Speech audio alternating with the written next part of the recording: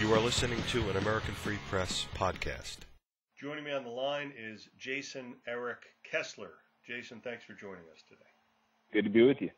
Jason, there's a bunch of articles on the internet that talk about this upcoming rally in Washington, D.C.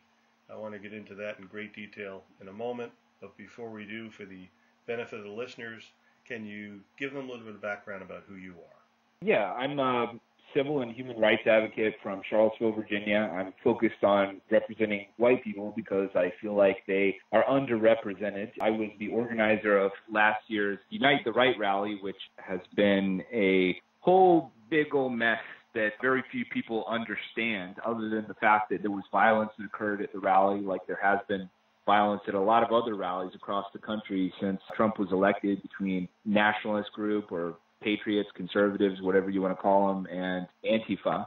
But this one really got out of hand because the police stood down and a car ended up driving into a crowd of people some hours after the event had ended, and I was gone from the scene, but people were still out in the street marching at that point, and I guess cars were having trouble getting out of the vicinity. So this year, I've decided to do another rally on the anniversary, but this time to do it in Washington, D.C., because I would like to bring to President Trump's attention the civil rights abuse that happened at that first rally, which isn't just civil rights abuse that happened to my demonstrators, but to everybody who was there, really, even the Antifa who came intent on doing violence to shut down First Amendment protected activity. Everybody, regardless of their views, has a right to express them and to do so safely. And the Charlottesville police were supposed to provide like 8 squadrons of police officers.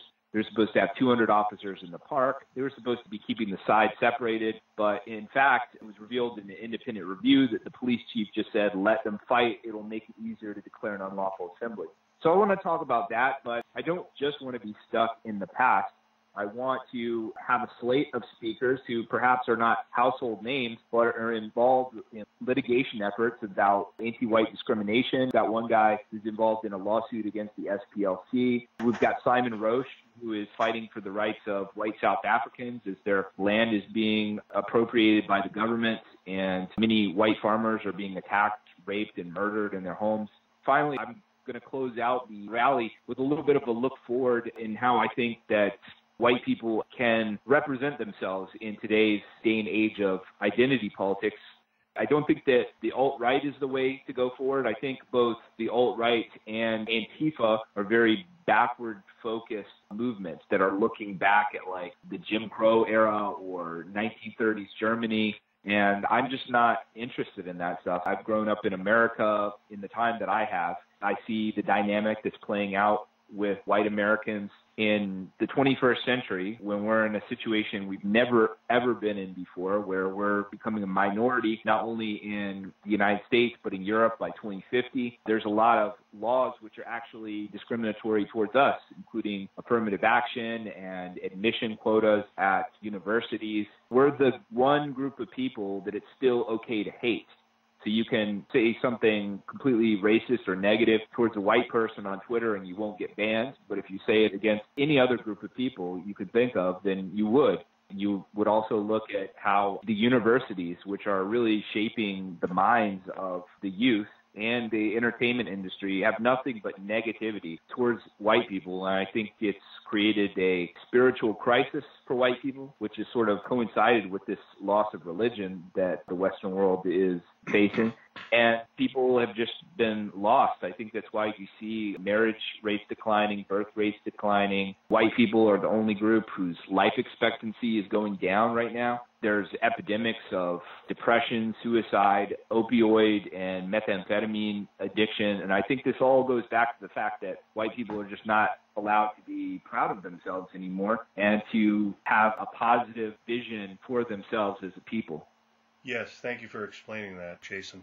Anyone will objectively look at what you just highlighted here.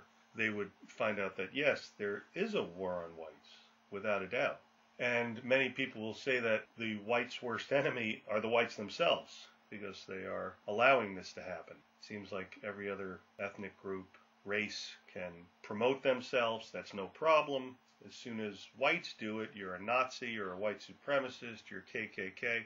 And this is actually good that this is happening because whites then can see this and maybe they'll wake up and rally around these policies here that, or not rally around the policies, but learn about the policies that are actually in place to disenfranchise whites. Because whites were, like you said, that's unfortunately sadly changing, the dominant race. And there's a reason why whites were, still are, the dominant race. And the non-whites want to make sure that they're not anymore.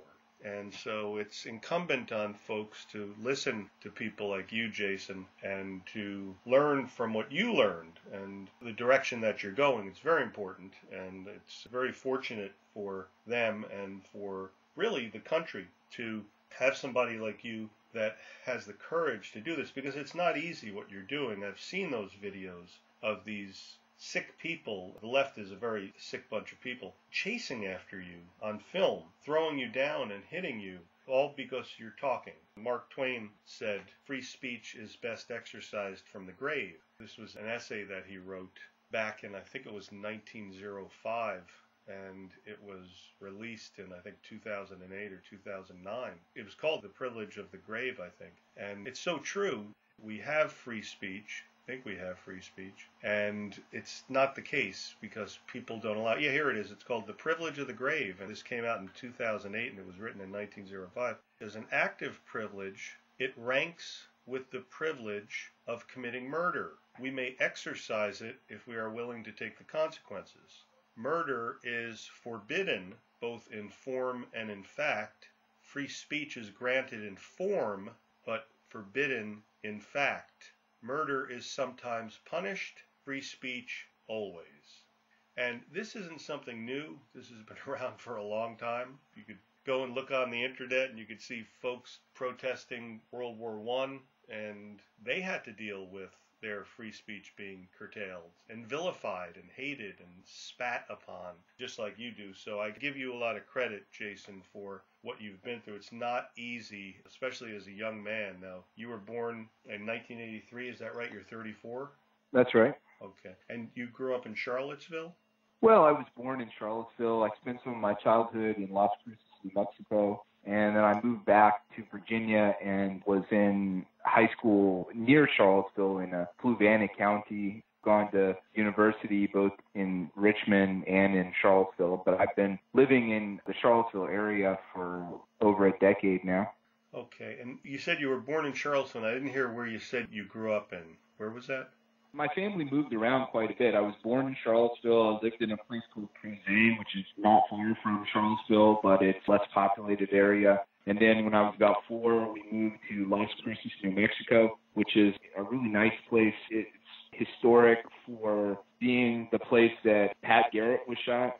So if people know the story of Billy the Kid was shot down by the lawman Pat Garrett, but they don't necessarily know that Pat Garrett himself was shot down, and it was in Las Cruces. But I guess that just goes back to the old saying, live by the gun, die by the gun. And how long did you spend in Las Cruces, Jason? Probably 5 years. Okay. So, of course, there's a huge difference between New Mexico and Virginia. And I've never been to Charlottesville. I was just in Virginia earlier last month, just cruising through, and, well, not even cruising through. You know how big Virginia is when you're on those roads, 81 or 95. But how is Virginia as a state? When I drive through, I see they have the signs, your speed checked by aircraft, which I think is ludicrous, that they would waste the money and the resources and the time to be checking somebody's speed by aircraft or a helicopter or an airplane, whatever it is. And I know they do have some pretty severe laws in Virginia for speeding. I mean, you could get locked up. Was it a nice state to grow up in? Is it a nice state to live in, or is it kind of a police state? I know I read also about their license plate readers and stuff like that. Well, I wouldn't put too much stock in that concept of the planes flying overhead. I remember seeing those when I was young and did a lot of speeding on the highways, and I never got a ticket from that. I've never talked to anybody who's actually gotten a ticket from that.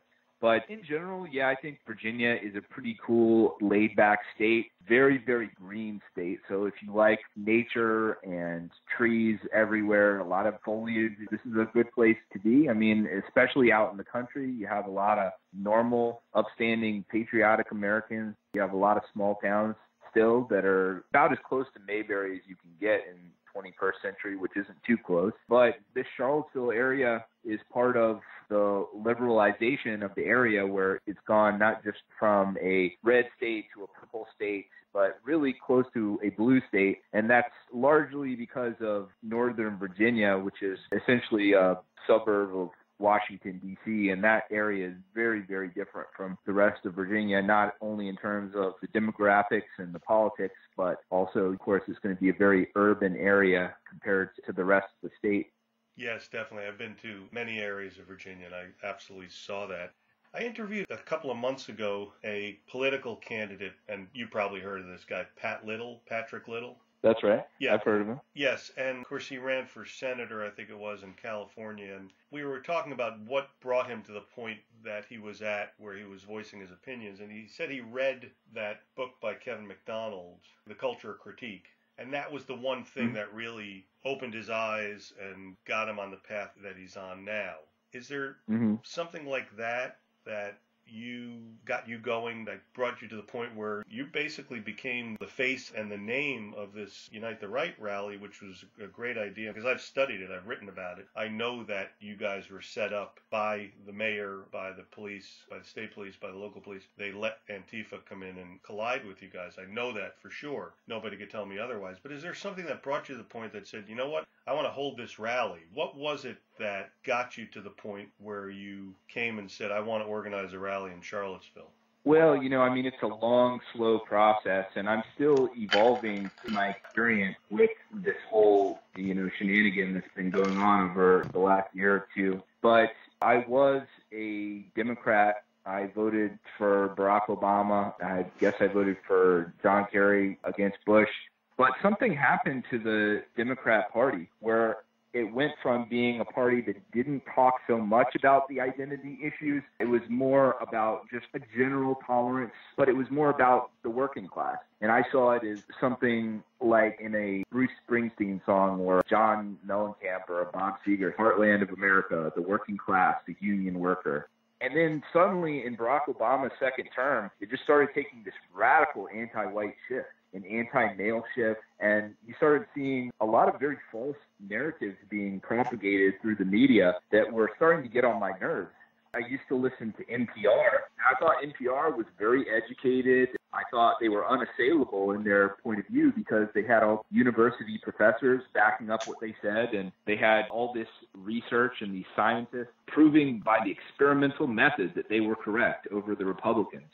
But there was a lot of fallacies in what I started hearing from them. On the gender issue, I constantly hear them going on and on and on about women being so persecuted in society and talking about women's health issues. And of course, those should be addressed. But I know because I have a university hospital in my town and I see the research that they do. Women have a longer life expectancy, and yet almost all of the financing is going into women's health and is studying those issues. But yeah, that's still all NPR wants to talk about, propagating the gender wage gap myth, which is much, much more complicated than the way that they're explaining it. And then the real thing from the racial standpoint was this sensationalized fear that they created around these allegedly innocent black men being gunned down by police officers.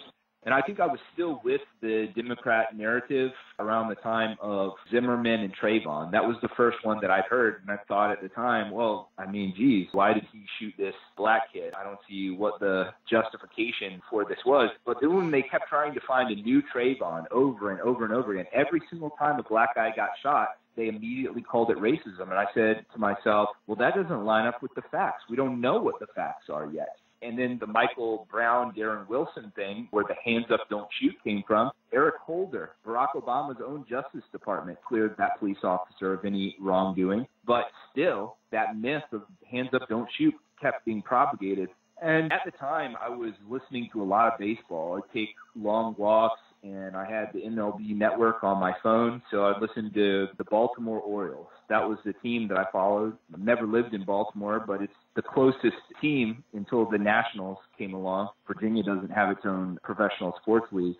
So I remember waiting to hear a Baltimore Orioles game while there was this controversy over Freddie Gray. Actually, I was watching this one on TV, and there were all these, normal white people in line to see a baseball game, and they're trying to be polite, and they're trying not to ruffle any feathers.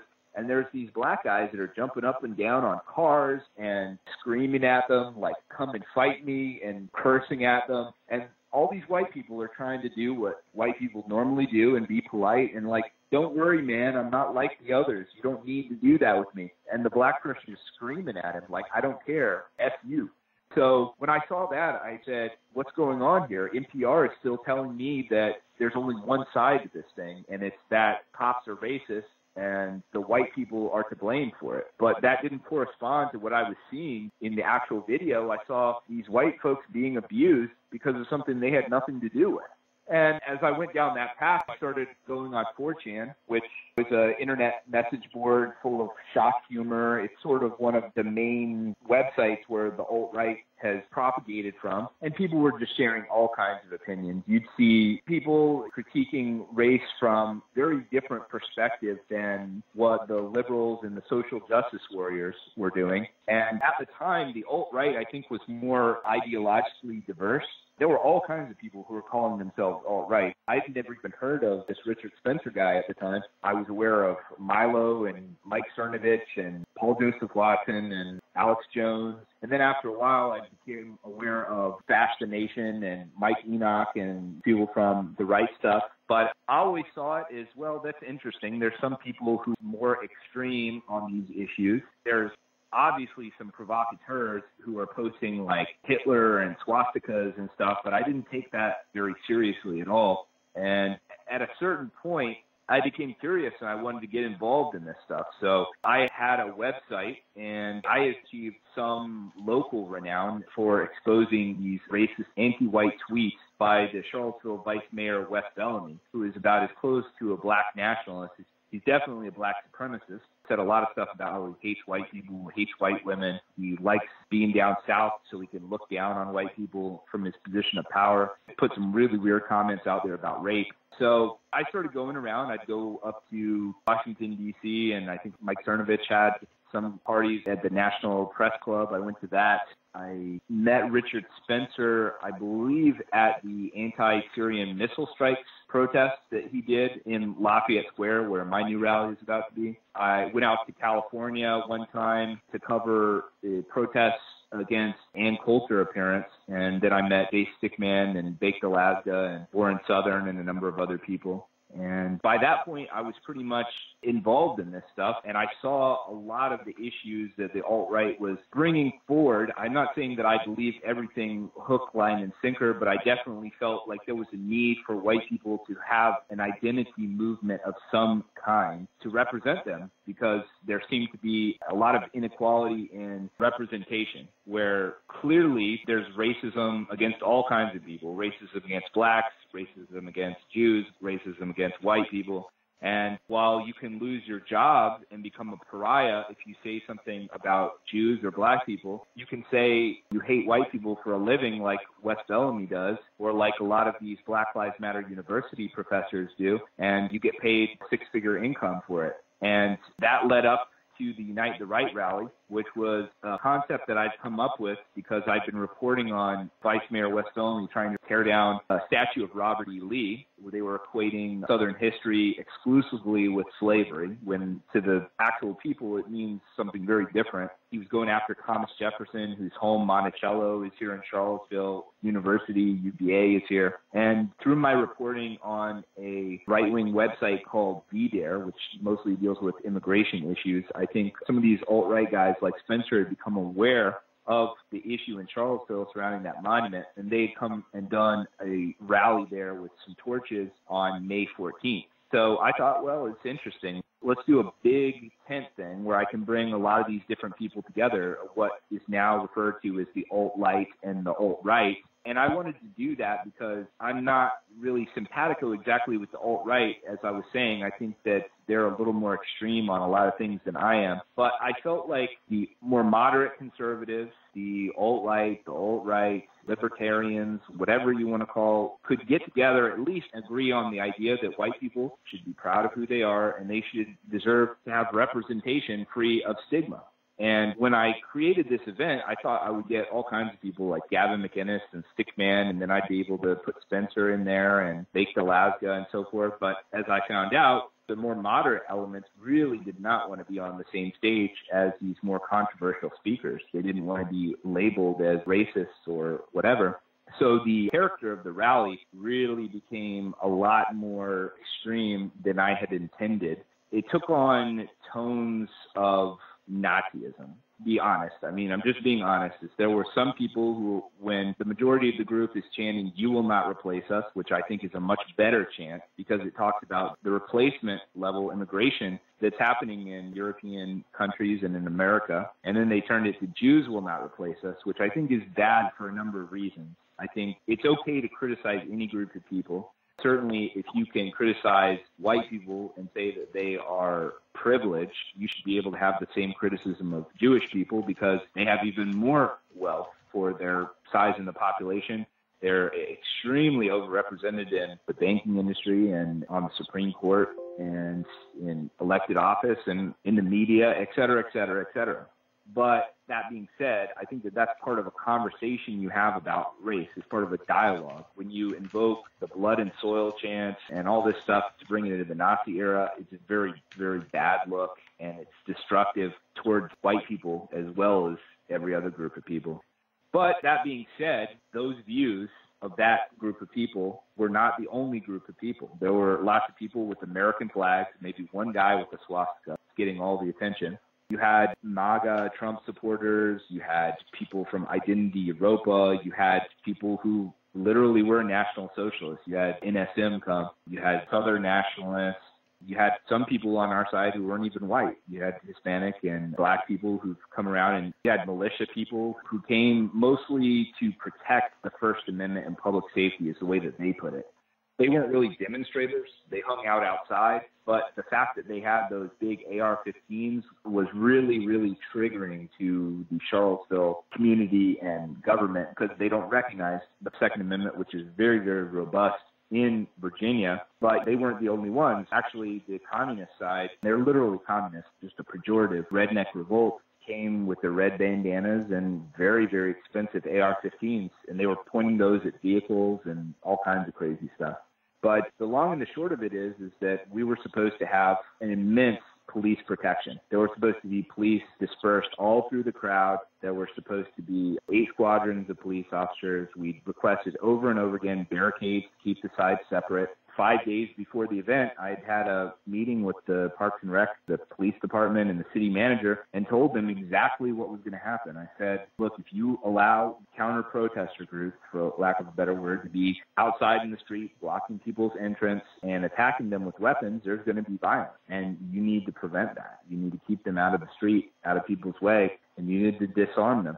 But they wouldn't do that. And the police chief was actually quoted by his own assistant and by one of the police captains in an investigative review where he said, let them fight. It'll make it easier to declare an unlawful assembly. So that's what they did. The Charlottesville Police Department didn't even show up, not until they declared the unlawful assembly, at which point they pushed people out of the park where they had been peacefully gathered. All the violence was in the street, not in that park. So they pushed the peaceful demonstrators into the Antifa, and it just led to chaos. And then even during a state of emergency, the left-wing demonstrators were still marching through the streets hours later, at which point, infamously, this car went into a group of people, and one of the protesters named Heather Heyer died. And then after that, helicopter fell from the sky, and 2 state police officers died. And this was all incredibly surreal, as you can imagine, because I didn't have anything to do with those things. I planned a free speech rally. The whole thing is going to hell, and everybody is starting to realize that we were set up, and we want to know certain things that we still don't know to this day. Why did that car go into the crowd? Why did the helicopter fall from the sky? Those are very good questions, but I've been grappling with this stuff for a year, doing my own independent investigations to get to the heart of the matter, and it's only been made more difficult because instead of uniting the right, I think it fractured the right. It made me, I think, a little bit more moderate because I realized that some of the more extreme elements were not being ironic. And so I don't necessarily share some common purpose with them. But I think a lot of other people saw that oppression of their rights. They had no faith in the courts and just pushed them further and further into some really extremist territory. And we have really been trying to get the truth out through the court system, but we have just been bombarded by so many wealthy and powerful people trying to subvert the truth about what happened. The news outlets still seem offended by the fact that Donald Trump said there were two sides. I mean, and that's just plainly true. I've got documents with links to tons of YouTube videos. I've tried to catalog all the violence that happened on either side. It's absolutely clear that Antifa was incredibly violent. They did a lot of unprovoked attacks. Certainly there were a few unprovoked attacks coming from the demonstrator side as well. But as I've often said, you can't rely on every protester in a controversial event to be a reasonable or rational person. It's the responsibility of the government to protect public safety and to protect free speech and other civil liberties. They didn't do that. So ultimately, the bad guy here is more so than Antifa or the nationalist demonstrators was the government itself. So we plainly knew that our civil rights had been abused, and we planned to file lawsuits. But we had like one lawsuit after another filed against us, trying to link me and everybody else to that car incident, which had nothing at all to do with us. They were funded by billionaires. They were represented by lawyers who argued for the Supreme Court, et cetera, et cetera. It was a really humbling and frightening experience to see how one-sided the court system is in favor of the rich and powerful against the weak who don't have enough money to defend themselves. People may be aware that in the criminal justice system, you have a right to an attorney. Even if you can't afford an attorney, one will be appointed for you, and that's the public defender system that we have now. But with the civil court system, you do not have a right to an attorney. And some of the punishments that can be levied against you are just as bad as spending time in jail. One of these lawsuits, they want $3 million, and they make all kinds of extremely offensive allegations. But what can you do in that? The media will report it as if it's true, either being ignorant or feigning ignorance of the difference between what one side in the legal complaint says and what the truth is that would come out at a trial. And it costs, needless to say, tens to hundreds of thousands of dollars to fight something like this. And there's a certain point where someone like me might just throw their hands up and say, look, I don't have that much money anyway. You win, I'll declare bankruptcy. But it really is something that can be very frightening for people. If you're in the wrong jurisdiction, like Charlottesville, where everybody in the jury is inclined to hate you for your political beliefs anyway, and then the local media is constantly running hit pieces on you until your favorability rating reaches somewhere below freezing, then you are pretty much screwed. It doesn't matter what the truth is. The other side is going to win. And that's part of why I'm organizing a second Unite the Right, which is going to be on the anniversary of the first one, August 12, 2018, in front of the White House in Lafayette Square. Because, first of all, I think most of the people in the alt-right have backed down. They've been scared and they've been intimidated by the doxing, the personal attacks, the deplatforming, censorship on social media and websites, people getting over-prosecuted or under-prosecuting the Antifa side from Charlottesville, and just fear of having more lawsuits. But for me, I felt like, first and foremost, it was important to stand up for the First Amendment. Whatever else is going on with the racial issues, I think that this is even more important in some ways, because the goal of Antifa is to use violence to shut down speech that they don't like.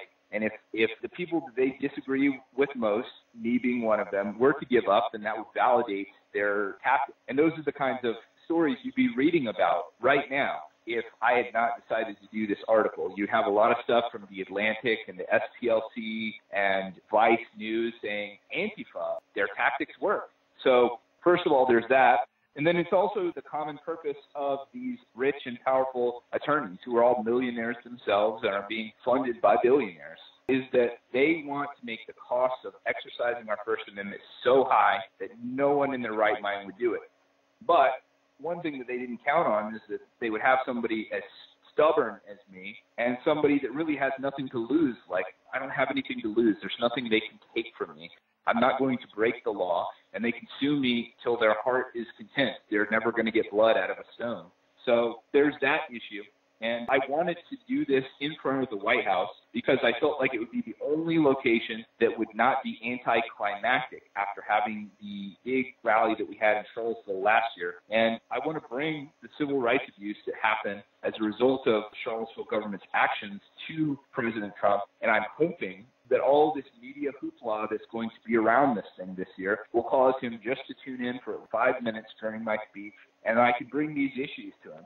And essentially what I'm going to do is explain that all of that chaos that happened was the fault of the Charlottesville government. Even that car going into the crowd, which was a tragedy, was precipitated by redneck revolt members chasing that car with an AR-15. And there's multiple evidence and admissions from a redneck revolt member named Dwayne Dixon that that's what they were doing. And I have witnesses who were in the Proud Boys who saw that happening. That street was supposed to be blocked off. There was a cop blocking it at first, and there were 2 cars there, but the officer abandoned her post, and 2 other officers came and got the cars and moved them. So then cars started going on that street. It's a whole mess that was entirely avoidable if the Charlottesville government had just respected free speech rights, but they never had any intention of doing that. So I want to bring that to President Trump. And then finally, I want to do something that is forward-looking because I don't think that the alt-right is going to get the job done. I think we've got to focus less on this shocking humor that they use on the internet, which is not transferable to the real world, and try and find some way where we are doing something more than just triggering politically correct liberals. We got to find a way to have organizations for white people, like NAACP does for blacks, or the ADL does for Jews. And we need to get to a point where we can start having a dialogue with other people in the United States. It's absolutely ridiculous that every time somebody like myself or Richard Spencer or even academics who do politically correct research or stand-up comedians like Chris Rock and Jerry Seinfeld have talked about this, and I'm sure they're as liberal as it gets, how people come and they shout you down and they want to attack you in the streets just to keep you from expressing your ideas.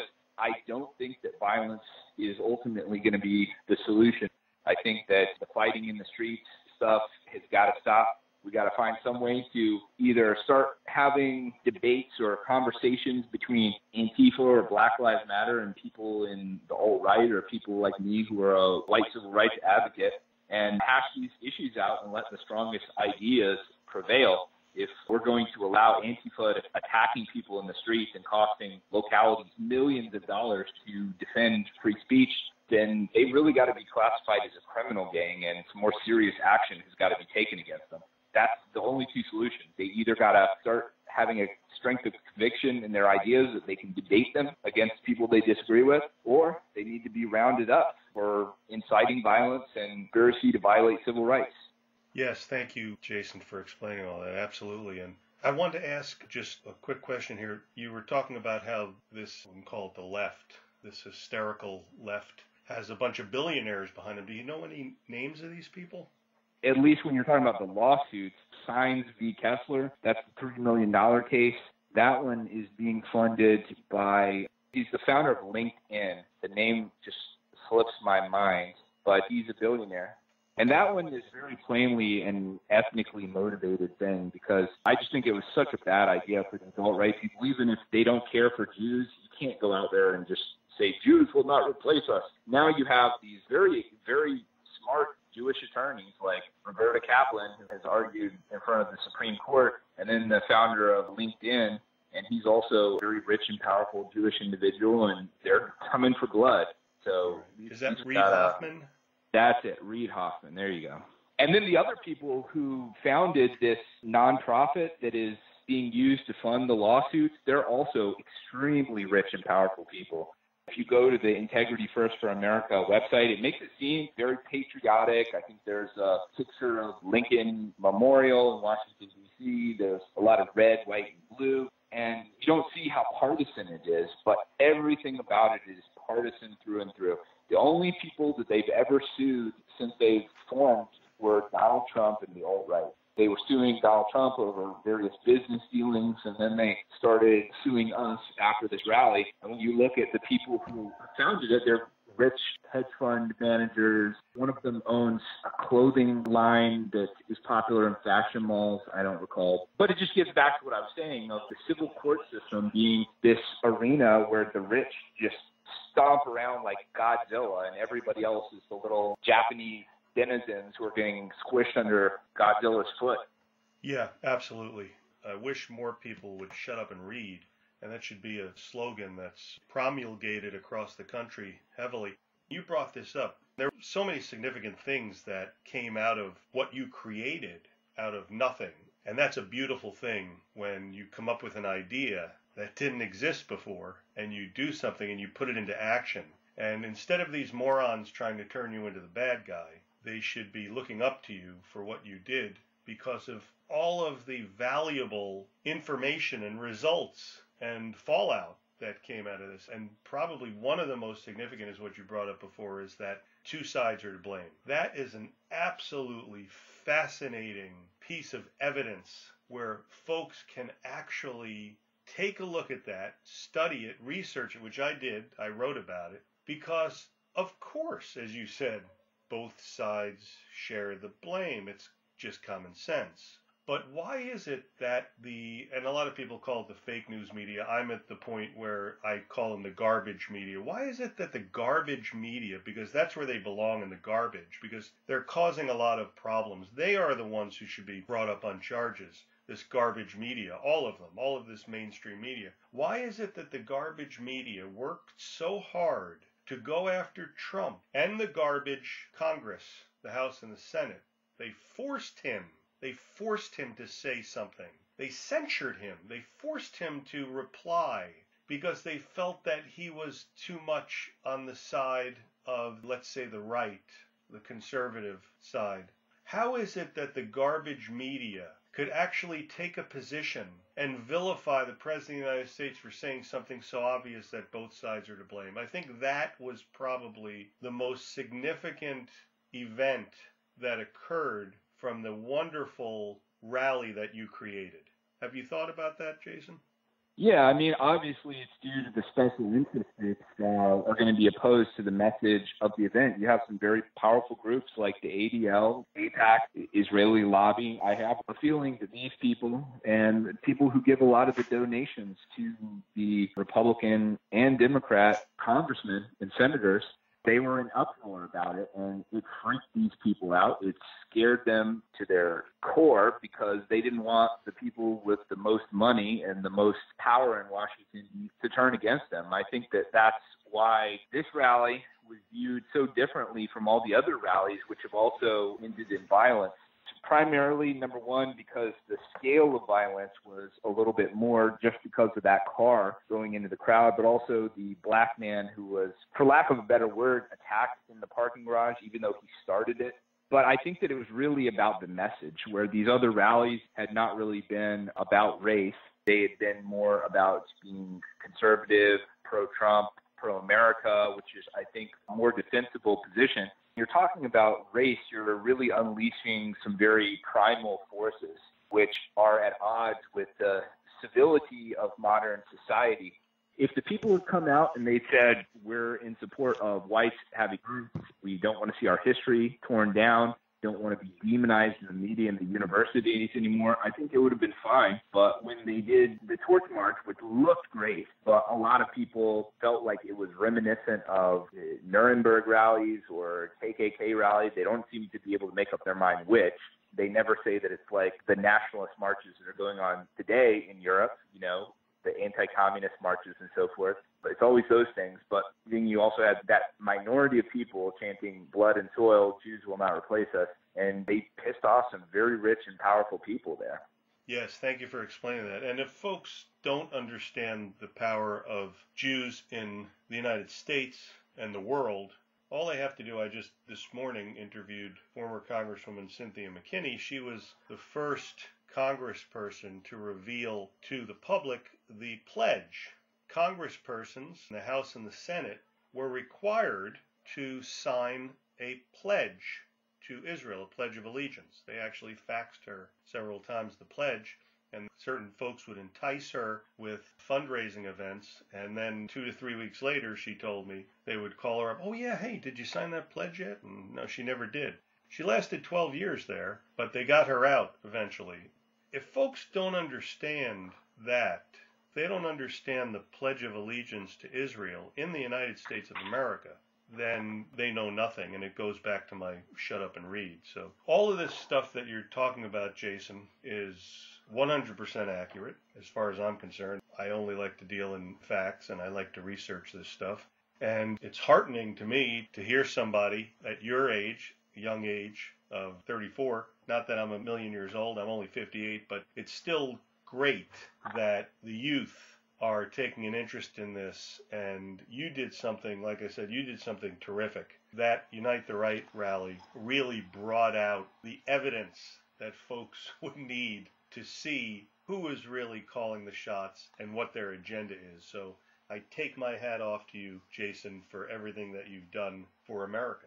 Thank you. Yeah, and we're really just getting started. I think that there's a lot of work to do, obviously. And not everybody is up to the fight. A lot of people have backed down after last year and all the censorship and oppression that people have been facing. A lot of people getting fired from their jobs, people getting phone calls, their family getting phone calls, threats, all kinds of stuff. And in the run-up to this rally, this new rally, it's been really over the top. As I was saying, it might have been off the air, I was involved in this lawsuit against Charlottesville because I was hoping to do at least part of the rally in Charlottesville originally. And they really abused the discovery and deposition process to get all kinds of information about me from different accounts that I had online. They had an ability to ask me questions under oath and deposition. And instead of using them for the case, they would just ask me all kinds of questions that had nothing to do with anything. And then they would release it to the public so that people who were helping me with the new rally, for instance, their names would be out there, and they knew like chat groups that we were using on Facebook, and so they would hand those over to left-wing websites like Unicorn Riot that is known for releasing these chat logs from various right-wing groups online. And what was going on in that chat group really was about as reasonable as anything could possibly be. It was people talking about how important it was to make sure that this anniversary rally was done, that it was kept peaceful, and really talking a lot about how important it was to work with other groups of people, not just white people, but anybody who is willing to help white people have equal rights and equal representation in the United States. So they released these things if they were very shocking, which they weren't. But the effect of it is that then people knew who was helping me with the rally, and they started calling people, calling their homes, calling their businesses. There is a lot of parallel between the stories that are out there about how the Ku Klux Klan treated black people back in the day, in the Jim Crow era, versus how Antifa is treating pro-white advocates today. If it was room for mass individuals to go around perpetrating violence against other people in the 1960s or the 1950s and 40s with the KKK, it's certainly wrong for Antifa to do the same thing. So I don't see why their coordinated violence is being treated as free speech, and yet our free speech is being treated as violence. Well, that's right. And of course, all of this violence from the left is directed from Jewish-controlled Hollywood.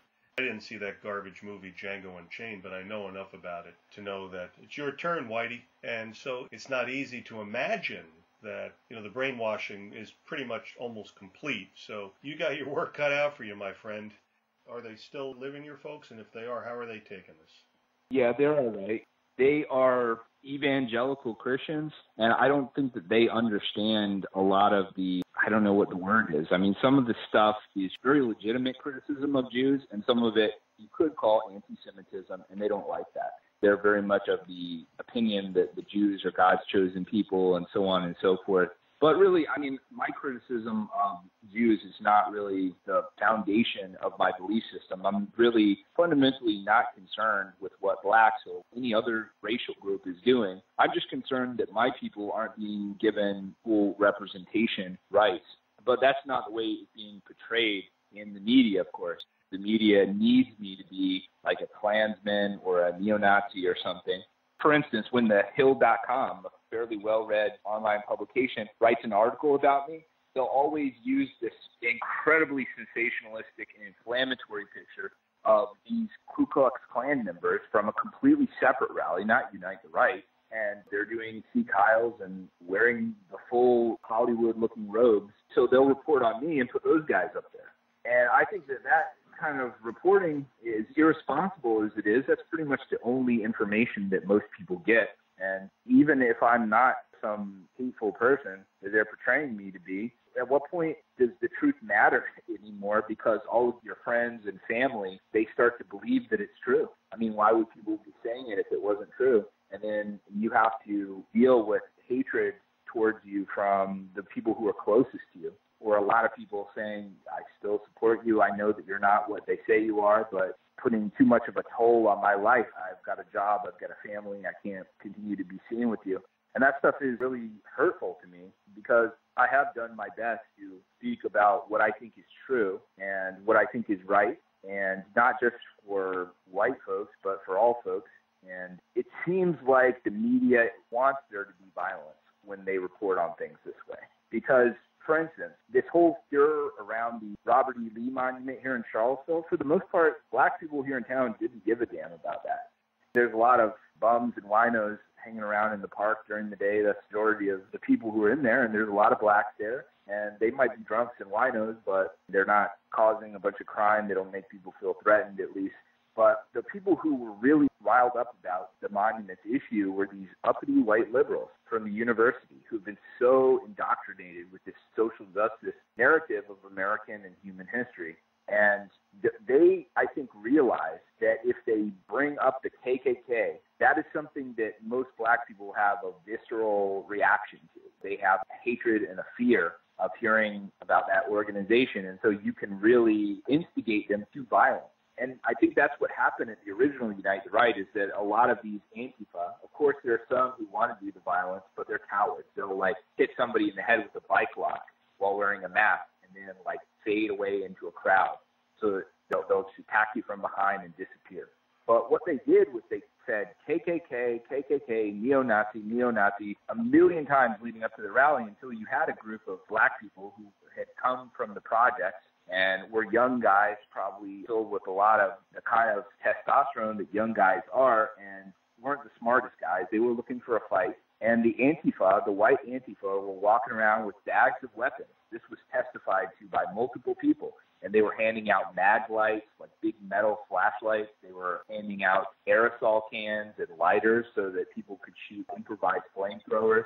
And they handed it out to these black guys because these little cowards knew that they could instigate these black guys to do the violence for them. And then after the fact, when these black guys rightly get charged with crimes for violence that they committed, the white people complain about it and say that that's institutionalized white supremacy, that law enforcement and the judiciary would seek to prosecute them. But no, dumbasses, your fault. You riled them up by sensationalism and false reporting and trying to label everything that might be pro-white as KKK when you know there's a difference.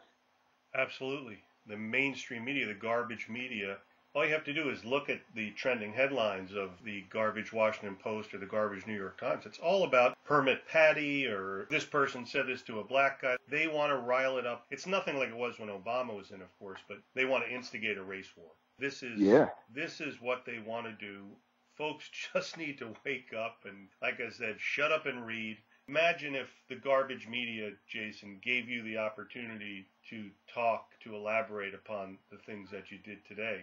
They would never. And the reason they wouldn't is because then folks would realize, hey, this guy, Jason Kessler, he's a normal guy and he's a nice guy and what he's saying makes sense. But they would never do that to you in a million years because, as you said, they have an agenda. They're terrified to put me out there because I'm not some cartoon racist. I'm not some toothless hillbilly. I'm somebody who is articulate and has thought about these things very deeply and, in fact, was on their side at one point. Like I said, I used to listen to NPR until I heard NPR literally instigating a race war, as you're saying. There was no problem in Baltimore. There was no problem in St. Louis. or any of these other communities until the NPR Huffington Post types started going in there and telling them, oh my God, it's a war on black people. Cops are just shooting innocent black people in the streets. And it's a similar thing to what happened in Charlottesville. I mean, these effete, limp-wristed liberals from these indoctrinated university communities get on the radio and they try and rile up young black guys in the projects to start a riot. That is exactly what they've done because they're too cowardly to get their hands dirty. They want to exploit these black people. There really wouldn't be a problem. Like, I think most black people, even in the projects where there's a lot of crime, that's mostly just in their community. The majority of the violence is black on black. Of course, people can point out that the majority of interracial crime is done by blacks to whites, but that's a separate topic. I think that in general, there's no politically motivated violence coming from blacks towards whites until these indoctrinated university types start instigating it. Yes, of course. And of course, when you have the President of the United States saying that if he had a son, he would be like Trayvon, who was doing drugs. So, yeah, it's coming from the top. It's this whole complex here that, for whatever reason or reasons, needs to create the division between blacks and whites. And many people have said it. There shouldn't be a division between blacks and whites because it's the people up at the top who are pulling the strings who are creating the problems. And folks just need to shut up and read, stop talking, and stop forming an opinion when you haven't gotten any facts. Is there a website, Jason, that folks can go to about this upcoming rally? Sure, yeah. I mean, of course, there's my main website, jasonkessler.us, and that's going to be able to give people some context on mostly what's happened prior to the present moment. A lot of my thoughts about why I decided to do the new rally, but also deconstructing the trials and the evidence from the first rally. But the main website for the upcoming rally is www.unitetherightrally.com. And on that website, you can see it's got some cool graphics. It's got the Robert E. Lee statue from Charlottesville highlighted with some nice retro graphics that folks did a good job for me on. But it's also got some rules there and instructions so people know when and where to go. For instance, the meetup point for this year's rally is going to be 2 p.m. at the Vienna Metro Station in Vienna, Virginia. That's just right outside Washington, D.C., and that's where we're going to meet up with each other and with the police officers. And from there, we'll be taking the transit system, which is going to be reserved exclusively for us to avoid fights with Antifa or any other counter-demonstrators. And we'll go to the Foggy Bottom Station, which is about 3 blocks from the White House. We'll do a march down Pennsylvania Avenue. And then we'll do the demonstration in Lafayette Square right outside of the White House. I mean, it's right there. It's really going to be a beautiful and historic moment, I think, where free speech finally wins out over anti-speech thugs. And it's also going to have some information like, don't go by what happened last year or what happened in Portland or whatever. Don't bring any weapons. Guns are not allowed in Washington, D.C., especially outside of the White House. Don't bring sticks or clubs or shields or pepper spray or whatever. It's important that we are nonviolent so that the police job, not our job to fight these other people, let the police handle it. And you can click on a little button near the top, and that will sign you up for the email list. And you're going to want to get on that because if anything changes in the schedule due to what's happening on the ground with Antifa or whatever, we're going to be able to send you out a message with the update through the email list. Okay, great. Yeah, I'm looking at the website, unitetherightrally.com.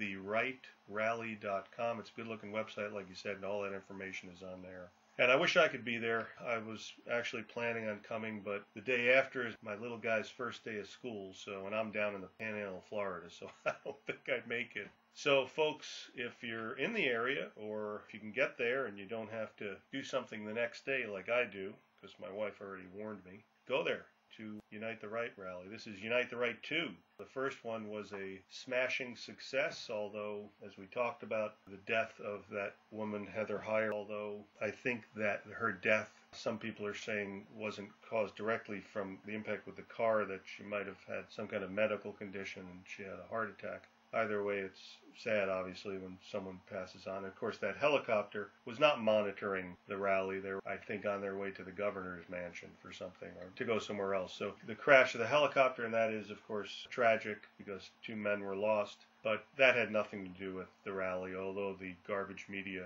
portrayed it as 3 dead. And no, that's just not the way it is. So as far as I'm concerned, somebody who's looked at this and studied it and researched it and read a lot about it, the first one was a success for a lot of reasons. Sorry that the people died, of course. And this one sounds like it's going to be a great success as well. So go to unitetherightrally.com. As Jason said, sign up for the rally updates. And then if you're nearby, or you can be nearby, get over there and stand up for your race if you're white. And, I imagine that, of course, this isn't a racial thing in many ways, because I would imagine that if folks showed up who weren't white, they would be welcome as well. Is that the case? Oh, yeah, absolutely. I mean, we've got volunteers and even at least one speaker who is not white. Anybody is welcome. Jason Kessler. Jason, I want to thank you so much for the time you spent explaining all this to listeners today. I had a great time hearing what you had to say, and like I said, you are a great American, and thank you for what you did last August, and thank you for everything you're doing. And, of course, you're evolving like all of us do. That's normal. So you got people on your side, and I'm one of them. So thanks for coming on and telling all this to the listeners. Yeah, I appreciate your support. Thanks for having me on the program.